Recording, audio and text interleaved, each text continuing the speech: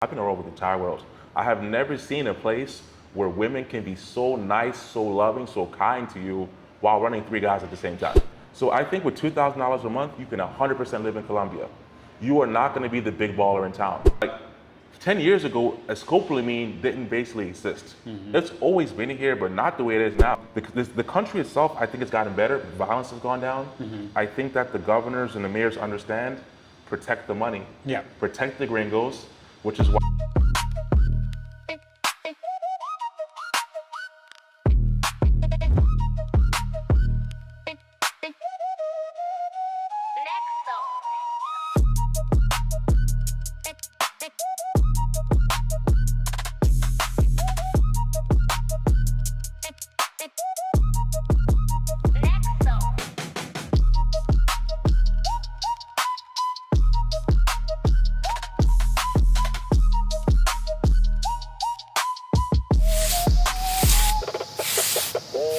What's up, guys? Welcome back to another video, and today I'm going to be interviewing John. John is a former U.S. military veteran, was in the Air Force, and is now retired and has been living here on and off in Medellín, Colombia for the past 17 years. John, thank you for doing this interview with me. Sean, thank you for your time. No, of course, of course. So we're going to get into some questions, some general ones that I have written down, going over life, dating, a little bit of everything here in Medellín, Colombia. So to start off, I want to get into how did your time in the military shape the way you see life here in Colombia? I think that whenever you're dealing with military service, there's always risk per se, right? And I think that among losing some people in my time, you start to appreciate the little things. Of course. Quality of life, your health, living longer, because unfortunately there are people who are no longer here. Of course. What I've been trying to do here is focus on those three things: quality of life, health, and just enjoying the day-to-day and not being stressed by a lot of things. So in the military world, it's more like we have a mission to do. That mission is hypercritical, and it has to get done. Here it's more like more taking care of myself and maybe not the country at large, and just enjoying my time here. Of course. Good answer. Good answer. All right. Would you say it was harder to adjust into civilian life or adjusting to life in a new country? I think the hardest thing about civilian life is being retired. You know, a lot of people will say something like, "Oh, I wish I don't have to work." Right? I mean, it sounds great in theory, but human beings need like a role, a goal in life to keep going. So it's great to have my freedom. I don't have an alarm clock. No one's yelling at me. No one is telling me where I have to be and how long I have to be there. But that also had structure. Now all of my time is my time, and I need to make sure that I'm utilizing it in the right way. I'm being productive, not letting myself drift away into nothingness. Yeah, I definitely agree with that. I mean, I'm not retired, but you know, I'm fortunate enough to be able to have passive income or residual income and be able to live pretty freely. And one thing people don't understand is how boring it is when you don't have, like, as you said, structure, where you have something to do with your time, you know, every day, versus now you're trying to figure out things to do and occupy your time. And so, yeah, 100% agree with that. Would you say you feel more at peace here than you did in the US? 100%. And it's multifaceted, right? For example, my blood pressure is lower than it was in the military because really I'm not working, right? So now I get to kind of like have my day to myself. But on a socioeconomic level, to say this nicely, I am richer here than I was in the States. You know, my retirement wouldn't go as far in the States as it goes here. So there's a certain kind of freedom you have where you know you don't have to work. Like, realistically speaking, it's a blessing. And my expendatory spending is because I want a more expensive place, I want a cooler car, I want a cooler motorcycle. But life itself is basically taking care of my basic needs. So I do feel better here in the States, and it's simple things. My demographic is an African-American male in the United States and in Colombia. But in the United States with the people here, well, I'm sorry, the people there, unfortunately, sometimes there's some friction in certain places. Of course. You know, a quick story, and I'll go into it in another day. I got arrested on my motorcycle at 80 miles an hour. where other people who do double that speed, who might be racing, get off on warnings. I won't say who other people are. Of course, we know. But there is some different treatment in the United States depending on your demographic per se. Of course. Here in Colombia, I'm just another guy. Yeah. And I get treated equally. Maybe it's because I have a more socioeconomic power here, but realistically speaking, in the United States, even as a ex-military member, I can fear for my life in some places. It's crazy. Here I don't. Yeah. As long as I have my wits about me and don't go out looking for trouble, where in the United States, the same people you might call to help you out, sometimes, not all, might be looking to kind of do you dirty. Okay. Yeah. Oh, wow. Crazy. All right. So going into this next set of questions, what was Medellin like 17 years ago versus how it is now? And obviously you were here in like the good old days before Medellin blew up on, TikTok and YouTube and all that stuff, and everybody came here and started documenting. And now Medellin is one of the top tourist destinations in the world. So for you, if you can speak on that a little bit, how was it different, when you first start coming? And obviously we talked about this off camera, but how it is now. It is a completely different world. One of the things you said was that it blew up on TikTok, YouTube, and Instagram. Remember when I got here, I don't even think that existed. Yeah. You know what I mean? Like it's not even, it is worlds apart. So I actually got to Colombia in 2007, but I didn't get to Medellin until 2009. Oh, okay. So the stigma back then, was maybe like this Pablo town and this or that. And when I arrived to Barranquilla, which is where I arrived first, in Cartagena, I'm African by descent, and it was like being in another Africa. And it was so cool to see that the stigma that we had about the country itself wasn't there. Yeah. And I wanted a cooler climate, so I ended up coming here in 2009. Everything is different. Dating, the cost of living, how people are perceived. We have a different reputation now than we did back then. Of course. I would honestly say that in 2009, Colombia was an oasis. Damn. I mean, you missed it, guys. Yeah. You missed it. Like, I'm not going to say that it's bad now. What I'm saying is back then, it was so crazy. For example, people say like in China, as a black guy, you walk around and people stare at you. People would stare at me, hear me speak the good old English, right? Yeah. And it was like an alien. And dude, I remember sometimes I would go into taxis and not pay my taxis. People just wanted to talk to me. Wow. It's a completely different thing now. Yeah, of course. We're looked at differently. But it was like, it was cheaper. Now the exchange rate was different, but the quality of life was better because I had dollars. But at that time, I was going back and forth. I wasn't fully living here. So it was more like coming often for vacation and for dating and things like that. Yeah, got you. Okay, good answer. All right, do you think it's gotten better or worse overall? I mean, you kind of already said that, but there's a question I already had written down. I think the life of, it's hard, and it'd be really cool to have a Colombian answer that question at the same time, right? We have different perspectives. I'm just gonna go from an African American, a gringo's perspective. Yeah. It's gotten better and it's gotten worse. Okay. For example, right now, we both live in the same neighborhood. The building you live in was around, the building I'm in wasn't around. Yeah. So it's gotten better as the fact that there's more opportunities, there's more money in the country, there's more money in the city, but gentrification is a real thing. Of course. So maybe from the Colombian perspective, it's gotten worse from the average person, but I would say at the same time, you're not always understanding the full picture. Yep. So a Colombian might say, oh, all the gringos made the rent go up, okay. But every time a gringo comes for a weekend, how much money are they spending? That money's also coming into the city, right? Yeah. So, and a lot of people who might not have had opportunities to go to nice restaurants, to go to nice places, especially on the female side, are getting an opportunity now to live a life that they would have never been able, not never, but it would have been very hard very to live. rare. Yeah, to live that life before, right? Yeah. So back in 2009, your average 18-year-old girl had never been to Cartagena, had never been on a yacht, had never been to these really, really fine restaurants like Mama Negra, Colosal, we throw them out there, right? Yeah, El Cielo, yeah. Even Provenza didn't exist back then. Bro, Parque Lleras wasn't the way it is now. Yeah. It was a family spot. Yeah, I heard it was like a family. Yeah. So the country itself, I think it's gotten better. Violence has gone down. I think that the governors and the mayors understand, protect the money. Yeah. Protect the gringos, which is why crime has gone down. We're not going to talk about dating things. We're going to talk about in the real city, you don't fear for your life. Yep. There's no terrorism. So it's not really any terrorism. So it's a lot better now than it used to be. I would say the country itself has gotten better. Okay. A little bit more expensive, but as long as you have some dollars, right? I mean, for us, it's gotten better.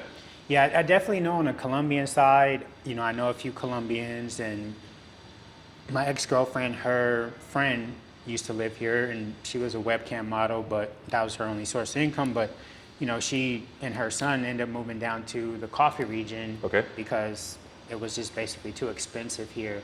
And, it seems to be the sentiment with a lot of or not a lot, but, some Colombians that, they feel like they're getting priced out. And I've said this before, that you have to understand that it's not Americans that are raising the rents here. Right now, I would say it's still about 90% of Colombians that own the property here. The apartments, the houses, and all that. It's not Americans. We may even hold even a less share than that. Maybe it's like 2% of Americans or foreigners that own property here. So it's the Colombians being opportunistic with raising the rents and, doing all that. It's not so much us. So if you want to be mad at someone, I would say you got to blame the Colombians. You got to blame the people here first. I mean, granted, we are coming in and we're willing to pay higher prices, but it's also the Colombians as well that are raising the prices and, keeping them that way. But yeah, that's another story. What's something about old Medellin that people today wouldn't never believe?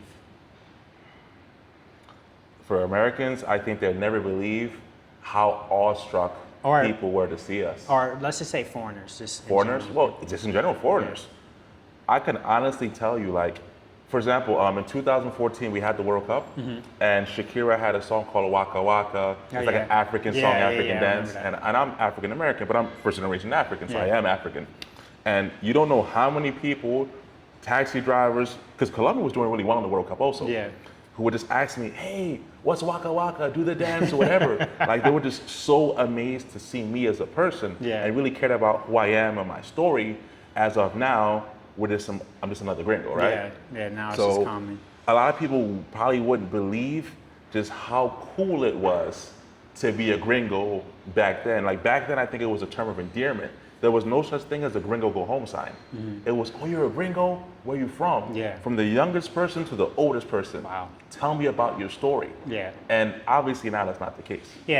Back then it's probably, I just want to hear about a different perspective from somewhere else in the world versus now it's just a common thing. All right, so going into some kind of cost of living questions here. What kind of lifestyle can someone realistically expect to live with maybe $2K a month here? $2K a month, I would say that you're going to be in a Strato 3. For people who don't know, it's 1 to 6. You want to go over the Strato system real quick? And then let's do that.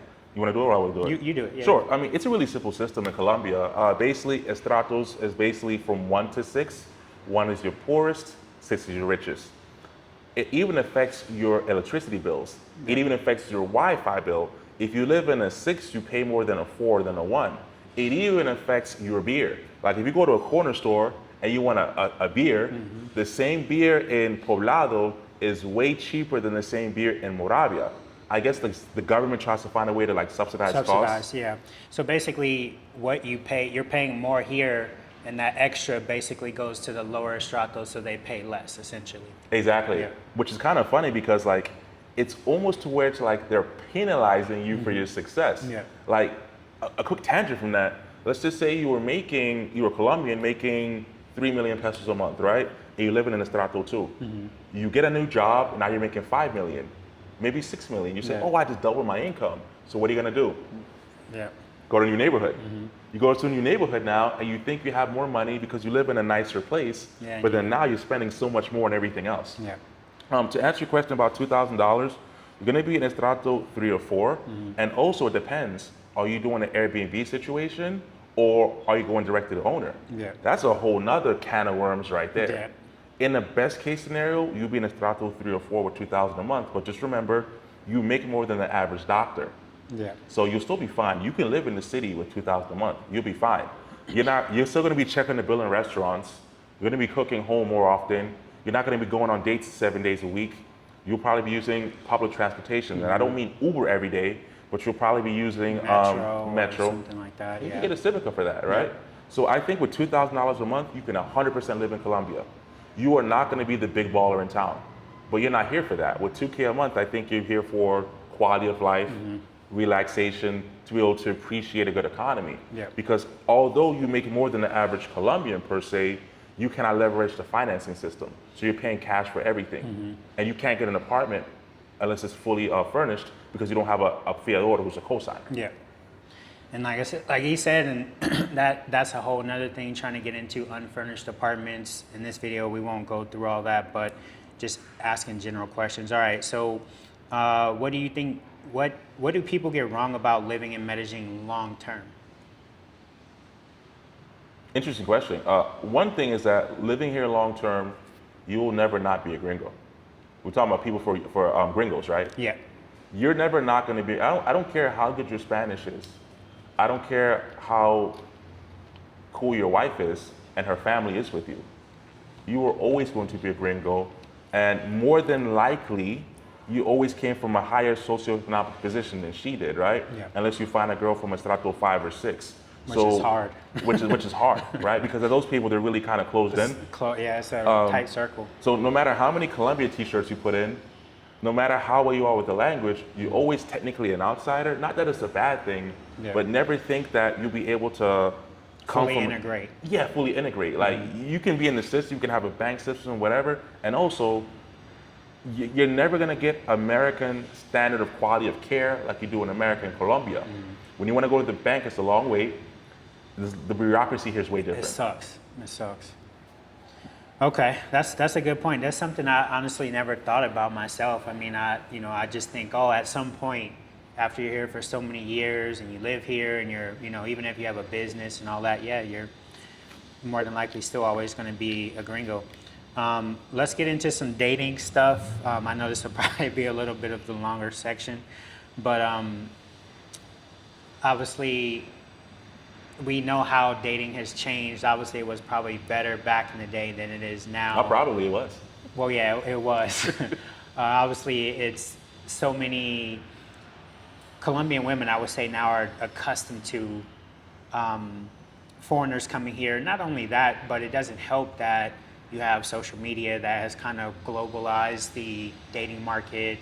So you're getting a lot of foreigners who are reaching out to women from other countries, willing to fly them out and all that stuff. So my question is, what do foreign guys misunderstand about Colombian women? Can I be honest? Yeah, 100%. Hi. The girl you think is yours might not be yours. Colombian women even women in general in 2026, have a talent now of looking you in your eyes, telling you you're the love of their life, while messing with the homie on the side. So one thing for gringos is that you can never fully, first of all, if you're not living in the country or coming often, your girlfriend is not your girlfriend biologically, right? Like just because you send a couple $100, $1,000, $10,000 every month to a female, if you're coming into the country once every 3 months, just like you have needs, she has needs also, right? And I think sometimes, like, because they speak another language, it's a different culture, they call you bebé, amor, amorcito, and all that stuff like that, we think that they're not human beings, and they are. So for you gringos, Europeans, Americans, whatever, just because she says she's your girlfriend, you are never gonna be able to outcompete people like us on the ground. Yeah. And God forbid she talks to a Colombian guy who's got some money. Oh, now you're shot. Like, you're not competing with that guy at all. So what I would say to guys is, like, be realistic about your expectations with these females, because here's the thing. If she's gonna deal with the gringo from a different culture, who might not even speak her language fully, who doesn't dance like her, who doesn't talk like her, what are you really offering to this person besides financial means, right? Like, I always try to say, if you can, date a girl in the highest estrato you can. Because unfortunately for human beings, and that's not a Colombia problem, in the world, if you're American and she thinks you're a billionaire and her family makes $300 a month and you can send her $500 a month, she's highly incentivized to stay with you, right? So you're already starting the relationship from a position of inequality, and the leverage is weird because you think she has leverage over you because she's a cute Latina, but you have some leverage because you're a rich gringo, but it's never an equal relationship. And that's when using can happen. But I've been all over the entire world. I have never seen a place where women can be so nice, so loving, so kind to you while running 3 guys at the same time. I always say this, it's like... Am I wrong or am I making this up? No, it's 100% correct. I think a lot of guys don't think, and I've said this many times before on short form content, is that long distance relationships do not work here, especially if you are not living here majority of the year. Maybe if you're here 10 months out of the year and you're only gone 2, sure, but as you said, women here have needs, and it's not only physical needs, but it's also they want to go out, they want to, go out to eat in all these restaurants and stuff. And if you're not here to take them to do that, then of course they're going to find someone else who will. And that's the biggest thing. And I've had guys that are, sending money, but maybe they're only here a couple times a year. It's like, okay, yeah, she's your girlfriend when you're here, but it's not, it's not the case when you're not here. So, don't be surprised. And it's all of us, not just you, myself, other guys who make content, who say these things. We're not just saying it for the hell of it. Yeah. We're saying it because either we experienced it or we seen it. And, I know we were talking about this the other day. You had a situation where a girl you were dealing with, she cheated on you. If you want to explain that a little bit, what happened with that?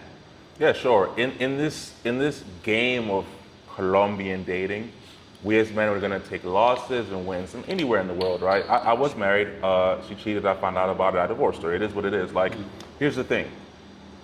Can I honestly say that it sucked? 100% it sucked. And I'm a man, so I'll be honest with any man. The process of the divorce and everything, I've had people pass away on top of me. And even that was harder emotionally because you're basically trying to give your life to someone and provide for them, right? Mm-hmm. But it is what it is. Here's the thing. I've been cheated on, a lot of us have been cheated on, but I've also been the person who females have cheated on with, Yeah, and of course. It goes both ways. Yeah, it goes both ways. Like, I don't have to list my body count, but for all you guys having fun here in Medellín, I was here 17, 18 years ago when I was the only gringo here.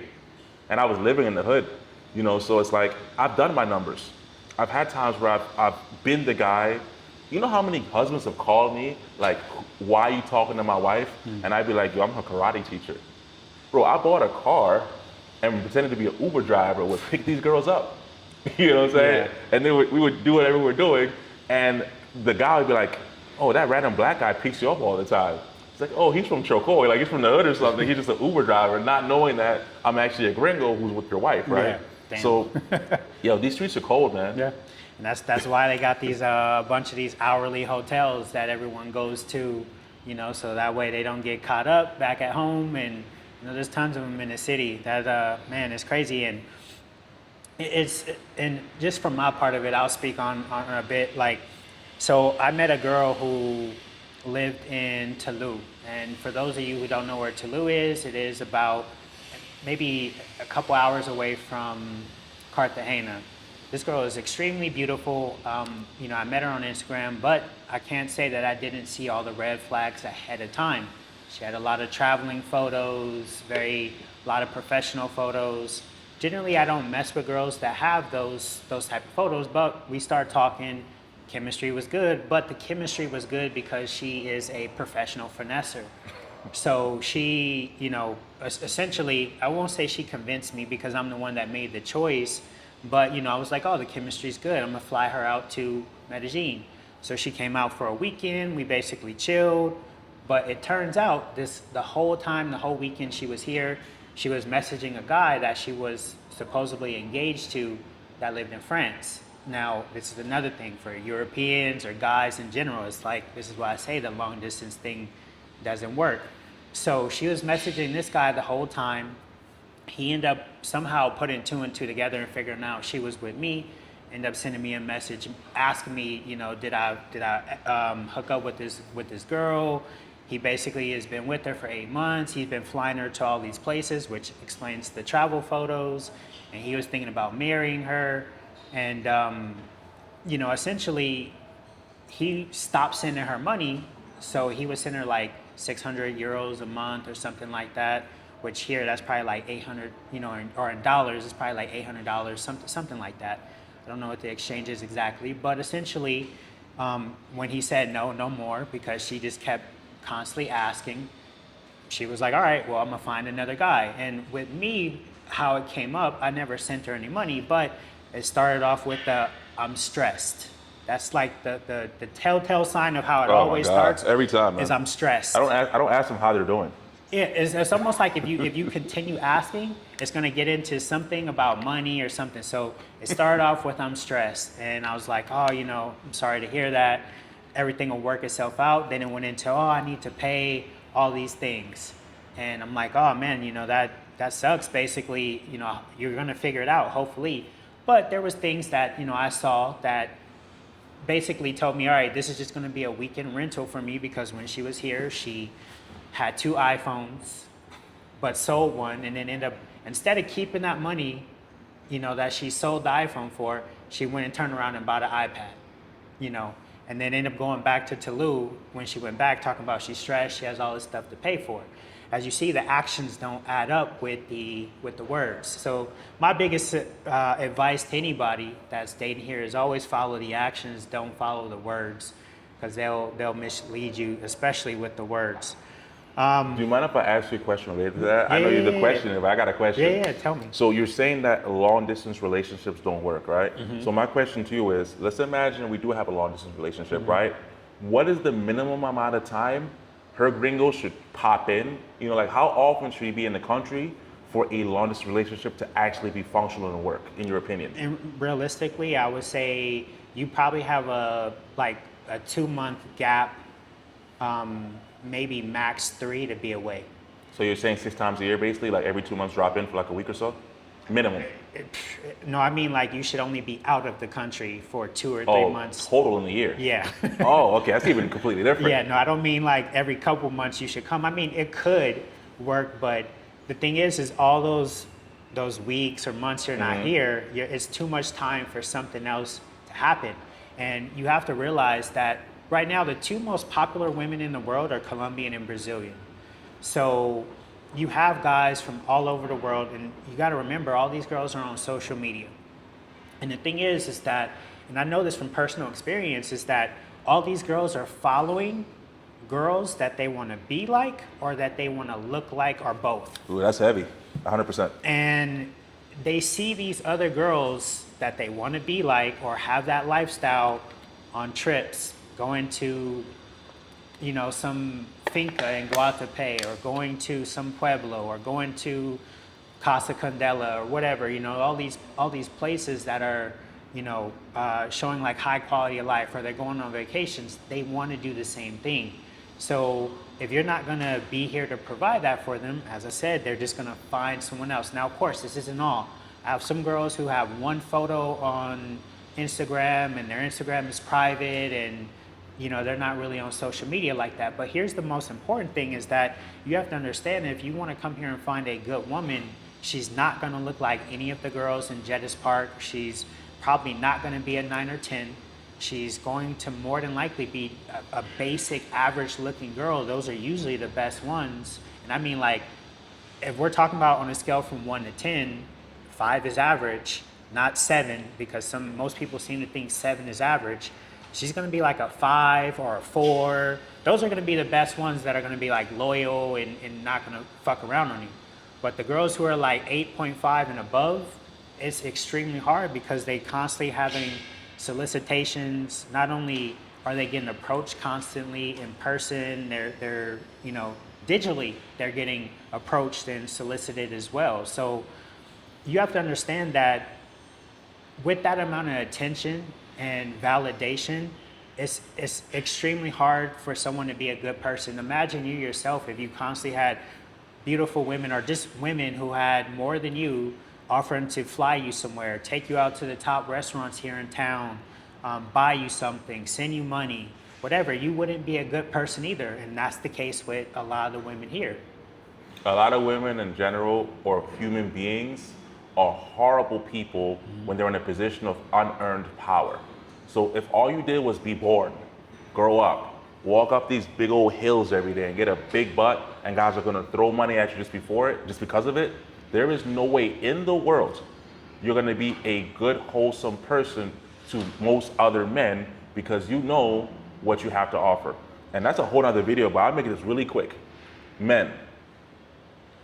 A dream car for most men, I would say, is a Lambo or Ferrari, right? For most men, right? Okay, cool. Man, be honest with yourself. If you know that you can't afford a Ferrari, maybe once every couple of years you can rent it out for a weekend, what makes you think you can handle a Ferrari female, right? Listen, any one of us can save up money all year, rent a Ferrari in Miami for the weekend, drive it around 3-4 hours before the mileage goes up and turn it in, right? You can't handle the gas changes. You can't handle the oil changes. You can't handle the gas. You can't handle the tires. You can't handle the insurance. Yo, that's what these chicks are. Yo, if you are not the kind of guy who can handle a Ferrari level lifestyle, calling a female a Ferrari, then you need to get yourself a Buick or get yourself a Camry. Yo, that Camry will give you 200,000 miles. Stop trying to get that Ferrari, bro. That Ferrari's gonna run you into the ground. And remember, whenever you park that Ferrari, what do other men do when they walk down the street? They look at it. Yep. So as I said, I think my theory going forward is the best approach is to find you a girl who is a project, who has some potential, potentially fix her up a little bit. If you got to get her some surgeries or whatever, get her to how you want her to look. But I think that's the better route versus trying to find a girl who's already a 10 already or pre-assembled, because it's just the competition is fierce. And then on top of it, what you constantly have to endure to maintain that the constant, you're gonna have to be constantly stimulating her mentally in a way where you're meeting those dopamine thresholds, shall we say. But I'm gonna My man said fix her up. It's like, the girl is like a startup. Exactly. It's like an IPO and you get your money in before she goes public. Exactly. So, all right. So the next thing I want to say is Medellín still safe, or is that something that is kind of just overblown in like other in media or whatever? Medellín is super safe if you are a husband who is loyal to your wife with kids and a family. Then the city is the safest place on earth. Your lack of safety comes from two things: being with the wrong person or being in the wrong place. Yeah. Generally speaking, if you got a girl, you're chilling, you guys are gonna be good. She's not gonna, let's say the D word? No, yeah. She's not gonna drug you or something like that. That's your girlfriend, she's cool. Would she cheat on you? Maybe, that's a whole other thing. You asked me about safety. Yeah. If you have a girlfriend, you're cool. Now, if you're a single guy and you especially don't speak any Spanish and you're on these dating sites or you go to clubs or bars by yourself, this place is super unsafe. Bro, like 10 years ago, scopolamine didn't basically exist. It's always been here, but not the way it is now. We hear cases every day. So even from a dating standpoint, like back in the day, I'd hop on my dating sites, I'd go to the club, meet chicks, and I was never even worried about it. And that's why I ran up such a high body count. And now I'm too scared to do it or hesitant.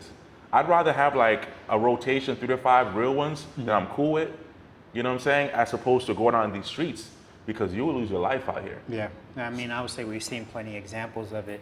So yeah, it's definitely real talk. As I always say, the most dangerous thing about Medellín or Colombia in general is what most guys are coming here for, and that's women. You don't hear very many incidences with female travelers. It's mainly male travelers. So yeah, 100% real talk. Do you think foreigners are ruining parts of the city? 100%. But that's not just a foreign problem. That's a worldwide problem. Gentrification happens everywhere. Yeah. So Colombians are misconfusing gentrification with inflation. Yeah. Right? So in their mind, gringo go home. They say, oh, the gringos are up with all the young girls. Bro, I lived in the hood for years in this city because I didn't have the funds that I have now. And I was going back and forth. And a lot of these guys were going to like the colegios looking for chicks, guys from here. And what happens is, can I be real about this? And colegio means school, for those of you who don't speak Spanish. Can I say it? Yeah. Cool. So what happens is like, the guys from here know where to take these young chicks. and they'll take them up to the fincas or in the same hoods. There's no cameras out there. Yeah. A lot of these older guys were messing, not all, a lot of older guys were messing with younger girls. And if you look at the novellas from Colombia, the narco culture has always been here. So Colombians like to act like the gringos arrived and we brought the prostitution, we brought the child exploitation, we brought the drugs. Now we might be a big buyer back home, but who produces it, right? Yeah. So we have to be fair at the same time. Now a gringo's gonna come here, I don't recommend or say you should be talking to young girls. I'm against that 100%, just to be clear. Because this might get clipped and edited, whatever, I'm completely against that. What I am saying is that a lot of times the stigma is that we introduce this problem to the community. Are some gringos doing it 100%? Yeah, of course. But the same people, listen, no gringo that doesn't speak English has the know-how to go find a young chick. True. They're already doing this. Yeah. They're being pimped out by these older Colombian dudes and they're being sent to these gringos. Yeah. You think some gringo that, hola amor, ¿cómo estás? Knows how to go find a young chick? They don't. Yeah, they don't. Yeah, and I mean, in all Latin American cultures, you know, that's a prevalent thing or something that's well known is that older guys are with young ones, and that's something, of course, that just exists in all Latin American culture, and is no different here in Colombia. So, the next question: have you ever had a moment where you thought, I need to leave Colombia? All the time. I had a moment this morning. The bureaucracy here is another level. Yes, it sucks. Thank God now you can withdraw more money from the bank, and thank God for the C word, because after that happened, the QR codes have saved the situation. Back in the day, a lot of the time, like you want to go pay your rent, if your rent's a high number, you got to go pull that from the bank. But the ATM has a limit. So you got to go, I've never seen a place where I got to make a line to pull out my own money. And you get a little sticker, it'll be like G15, they're on G1. Yeah. You'll be waiting 2 hours to get your own money out to pay your rent. Yeah. You know, so the bureaucracy here, it's hard to deal with sometimes. You go to a restaurant, an expensive restaurant, and not all the time, but you order a plate and a drink. The plate might beat the margarita out. Or let's just say you ask for a medium steak and it's well. In America, that's a comp check. Yeah. Here, they might remake it. But in America, we're so used to things being so easy as consumers that the manager will make it right. Yeah. And here you just don't really get that, you know? No, and it's one of the things that sucks, what you're talking about. Like, you can go to a restaurant, they'll make a mistake, and maybe they'll fix it, but they're going to charge you for fixing it. Or they got an attitude about Or they got an fixing it. attitude about fixing it, yeah. So it's something, and I never thought about that. Like, we're so used to being consumers in the United States that, you know, we're just used to everything being fixed correctly. And here is definitely not the case. For myself, have I ever thought about leaving Colombia? I think I haven't at this point. And obviously, I'm only almost 3 years in, but it's because I still haven't experienced a lot of like the bureaucracy stuff to the extent where it's just so annoying to me, where I'm like, oh, I gotta leave. You know, like I'm still kind of shielded by. For example, I went through my apartment through Airbnb, but then went through the owner, you know, or something like that. Like, I'm not dealing with a lot of the stuff that some of the people here, maybe yourself, like you say, you've been here going on almost 2 decades. So, And it's different, I think, for most people, if I may interject. Like, here's the thing. When a military guy can get like a retirement visa in almost any country in the world. Yeah. So when you have so many options to go other places, sometimes you want to go. But Colombia, for me, is kind of like, yo, a chick you've been messing with for a long time. You might be like, yo, let me go rock with this other shorty down here. But she knows I'm going to be back. Yeah. Yo, that line is 3 or 4 hours long sometimes. Yeah. And they know damn well I'm going to be back. Yeah. So even though I might say every day I want to live Colombia, because it's so close to America, the people are generally nice. You can have a great standard of living here. Yeah. The women are beautiful. And not every girl you see is working, bro. Like, if you can speak the language, are a nice guy, and you're here, like the gentleman here is also, you will still have your success. So this country is still a great country. It's just that sometimes like little day-to-day things here might irk you, but you're never gonna have a perfect situation anywhere. Find me anywhere close to America that's like 3 or 4 hours away where you can live like here, doesn't exist. yeah, 100%. So I would say, how has living here in Colombia changed you as a person? I think Ooh, it's messed up. Oh, you wanna go first? No, I was going to say, just for me, really quick, I Yeah. think it's given me more patience because I had no patience in the United States. Yeah. Here, I think it's just giving me more patience. Yeah, I'm more patient here. I'm more appreciative of the little things. But unfortunately for the American women, I have no patience for them. Or let's just call it Western women, right? Okay. Because here, dating is easier here. My level of tolerance for the American BS is gone. Okay. You know what I'm saying? Let's just say, for example, my average girl here is a 7.5 in America and a 7.5 in Colombia, right? Let's just say that, right? So it's the same exact level of woman, but it's different friction. Yeah. Different friction. Like in America, and no offense to our American ladies, I'm American, because maybe they have more money, more rights, more everything, it's just so much more friction. Even the games, like, yo, if you like me, tell me you like me. Let's not play all these games. Yeah. You know, so it's like, if I can live anywhere and I can be with the same level of chick or even better, maybe due to my socioeconomic standing, maybe because she likes tall black dudes, who knows? Yeah. It's like a 2-for-1 here. Yo, if the margarita's 2-for-1 here, I'm gonna go for the 2-for-1 margaritas. Of course. And unfortunately for American women, I don't even bother dating them. Yeah. Because it's like, it's so much, not easier here, but so much less friction here for dating and for living. The way it's changed me is that I'm not gonna deal with some American chick who, you know, because of the way the system is. Dude, I've been out with American chicks and they get mad at me and I've been threatened and they say I took advantage of them. Because in the American system, you can do that. Yeah, of course. Even the fear of something like that, it's like, yo, why do I want to mess with you girls when I could be here with women who, I'm not gonna say like they're more feminine, but it's just way less friction here, man. Yeah. It's crazy you say it's easier. I don't know, in my opinion, I think it's almost a little bit, okay, so yeah, it's easier to an extent, but I would say sometimes I feel like I did better in the United States than I do here. Are now, you talking about for dating or for random hookups? and for dating. Okay. And now, obviously, you lived here longer. You're fluent in Spanish or close to fluent. I'm still learning. I'm like still at maybe a A2, B1 level. So I'm okay. I'm conversational, but I'm not, fluent. So you can communicate a lot better. But I think it's obviously you get some of the same things because they're women. Women are women in general, no matter what part of the world you go to. But like some of the things, like I feel like I maybe have gotten less flaking in the United States. I feel like, for the most part, communication in some ways was better than it is here. Well, it's gonna be because of the language and the culture. That's 100%. Well, I mean, like for example, I may text a girl or something and then she just don't reply or whatever. I mean, I'm not saying you can't get that in the States, but here I feel like I get it more than I did in the States, or the girls don't really put in much effort in the conversation and like the texting, whatever, or like let's say you meet a girl on an app and you're trying to get to know her. It's like they'll respond, but they're not actively being like, asking questions about you. My friend, we have a sourcing problem then, right? Because if you're on a dating app, for example, we know the more popular ones. My app's literally shut down. I have, I think, like 1,500 on that thing. I can't even deal with it. Now, obviously, a lot of them are probably looking for bread or something, but obviously, it's a mixed bag, right? Well, if I have like 1,500 matches of some random black dude, how many does she have? Yeah.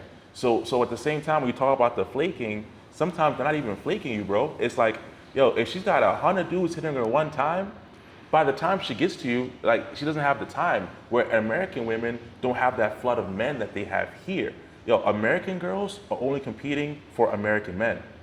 Colombian women are competing against men in the entire world. This is the most popular place. Yo, every guy with Tinder is gonna do the location, put it on Medellín, or put it on Rio. Yeah.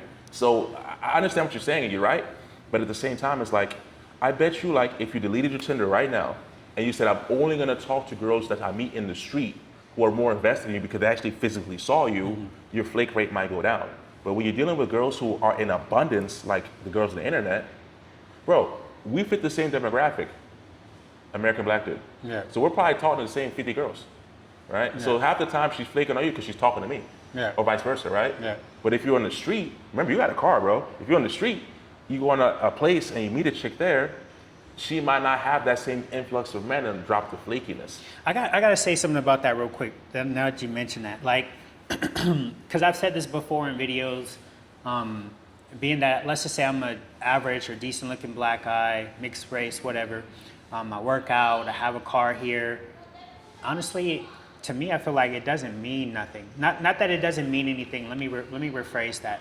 That it, like, I still have girls flake on me, even though I have a car. They know I have a car. I've had girls stop talking to me because they didn't like something I did or said or whatever, even though I have a car, even though I live in one of the better neighborhoods in Medellin. You know, so I don't feel like just because you have certain things, these girls are just gonna be like, all right, I'm gonna put up with whatever. Like, if they don't like something, they'll be gone. Like, I've had girls block me, stop talking to me. And it doesn't matter that I have a card, I'm a gringo, I live in, and I'm just saying this to say that for the guys that think like, oh, you know, I'm gonna go out there and get these things and it's gonna make a difference, it really doesn't. Because if a girl doesn't wanna F with you, then she's just not gonna F with you. I think that you're also speaking from a position of power and not realizing what you have also, right? Like, you're 100% correct, right? Yeah. But if we made you 3 inches shorter, if we took away some of your muscle, if we took away your car, the issues you're having now would only expand. So your car, your muscle, your height, your beard, your personality, your language skill, those are all multipliers. And you don't understand how much it's helping you because that's your reality. Yeah. But trust me, you take away your car, bro, I saw your video on spending. Bro, your car saves you money. You can go pick up a girl, for example, as a normal gringo, what can you offer to a girl? Well, let's go to Jeras. Bro, you can literally go to a girl like, hey, I'll be downstairs in 30 minutes. I'm gonna pick you up. We're gonna go 45 minutes down to a nice place. Yeah. So even though some girls might flake on you, you still have a better package than other people do. Yeah, I understand. You know, we're just dealing with the same BS here. But dude, if you get flaked 5% of the time, the guy with no car, without your height, without your beard, without your looks, he's gonna get flaked 30% of the time. Yeah. You just don't notice because that's your life. Because you can never really get rid of the flaking or of the BS from these girls. All you can do is get your stats up like NBA Live or something, all right?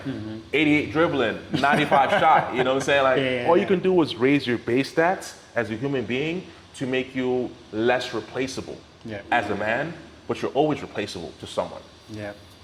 So, all right. So, what advice would you give someone thinking about moving here? They have a visa?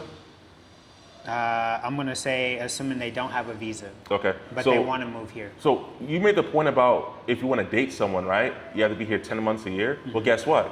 If you don't have a visa and you want to have a long distance relationship and he was saying you got to be here 10 months, that's gone.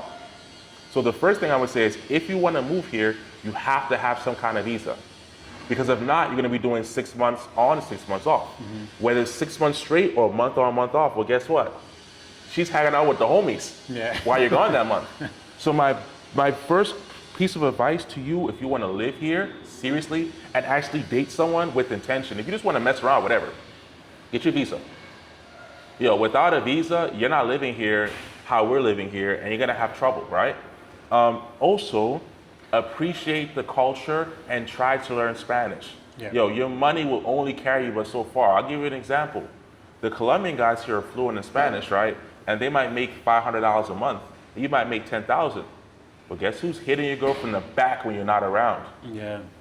And even that is some of the finest girls too. Like, you know, your 10,000 a month may not mean nothing versus the guy who speaks fluent Spanish, who knows the culture and, you know, can relate to her on that level. So yeah, no. And just to not discourage anybody, like, you can't come here and then get a visa while you're here. You don't have to try to get a visa away from Colombia. You can come here, stay a few months, and in that process get a visa. And that visa can be anything. If you don't have digital work, come get a student visa. I mean, obviously that would require you to be able to live out here, you know, and have some type of money or income. But yeah, you can definitely get a visa while you're here. So, all right. So next, I'm gonna have some closing questions here. If you could start all over today, would you still choose Medellin? Yeah, but I would have focused on buying something 10, 15 years ago. You know, and this is the stage you're in right now. You're in what I call the novelty phase. You're used to the system, but it's still so fresh and vibrant to you because you've been here for 3 years. Yeah. Unfortunately, Had I known 10 years ago what would have happened to pricing, Of course. I'd have said I would have invested heavier. Yeah. So would I still be in Medellin? 100%, 100%. Okay. I'd have put myself in a different situation. For example, I was married, right? So I was running everything through my ex-wife because it was just so much easier. Yeah. Had I worked harder in building more of my own stuff, I'd be in a better position than I am now. Not that I'm in a bad position, I'd be in a better position. Yeah. So 100% I'd be here, but out of like, I should have known cheap, good-looking women, and there's party favors for people who like to do that. This is gonna explode. Yeah, and this is going into that what you said there. This essentially, for a lot of guys, and I'm dropping this here first, this essentially is going to be either your Cuba, if that fully transitions over, or especially that is going to be Venezuela and Caracas right now. You know, so for anybody that's hesitant or something about, you know, Venezuela, now is that time to get over there, and because Caracas is going to be what Medellin is, or it might be like what Bogota is, who knows, but I know that's going to be the first place that everybody's flooding, especially now that the electronic visa thing is open online with the Foreign Ministry of Affairs, and you can apply for a visa electronically. That just happened on the 6th Did I know that? Of this month. And save some venecas for me. You know, so yeah, that what he's saying is basically your Venezuela right now. All right, so but you're saying you wouldn't pick any other city in Colombia. You would No, still because pick, I mean, if I was 10 years in the past, I'd have positioned myself way better and have way more stuff here. Here's the thing, Medellin is like Miami in America. Yeah.